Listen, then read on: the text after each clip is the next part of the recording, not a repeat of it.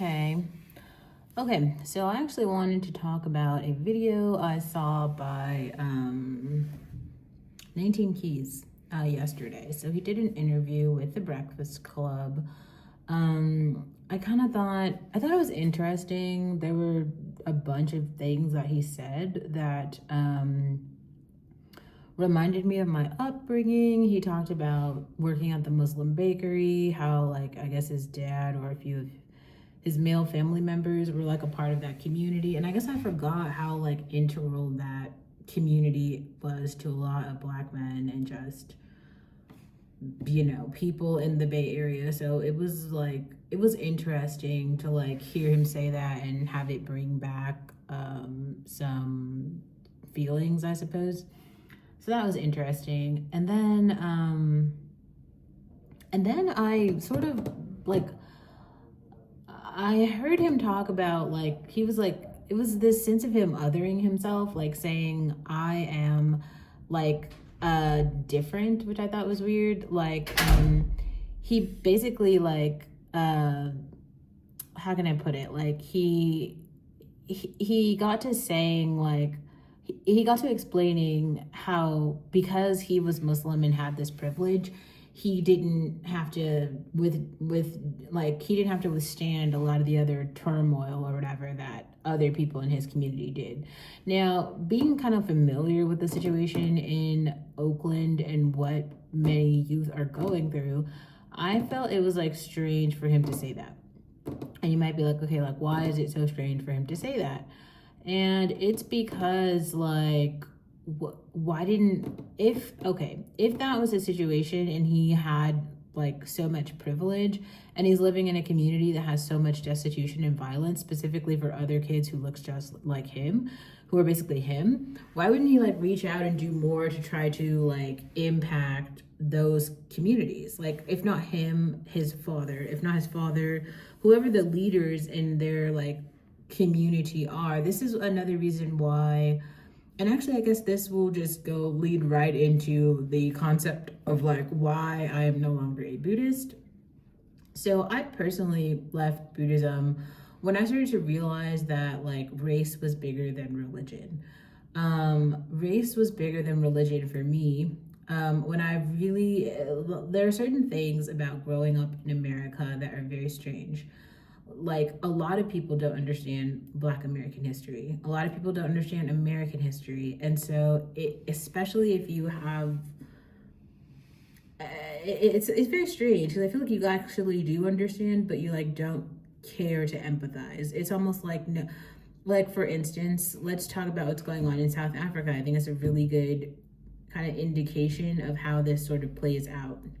We just eliminated, or the conservative parties are completely against immigration, right? Immigration is like the topic that is so top of mind, all these things about immigration, anti-immigration.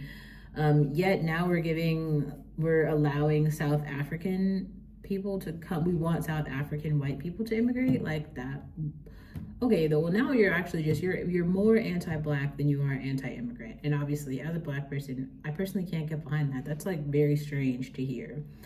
And then not only that, but like, why would we even care about the policies that are happening in South Africa? Like, how does this impact anyone? And even roll this situation back a bit further, like apartheid was brutal. Actually, the American transatlantic slave trade was heavily inspired by the policies impacted by apartheid, which were like largely based on the like Nazi philosophy of white supremacy.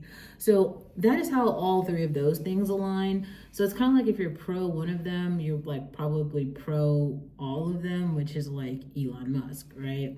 Unfortunately, like I don't know. I feel like for a very long time I didn't know enough about him to be able to be like, oh, he's a Nazi, and now it's just like the more things that happen, it's just like, wow, he really, shit, like this is something. I mean, I think that he probably feels a great deal of empathy for almost like the karmic revenge, like seeking his race and trying to like do something to like benefit his children in the world. Like he can provide them with all of the money that he wants, but unless he plans to colonize another country, then there's not much more land that he could take. And like he said multiple times, like basically white people need to be having more babies, or he can't even bring his companies to certain like places because there's not enough employees. So that's fine. Those are the problems that he's dealing with, right? Still, what the fuck does this have to do with me?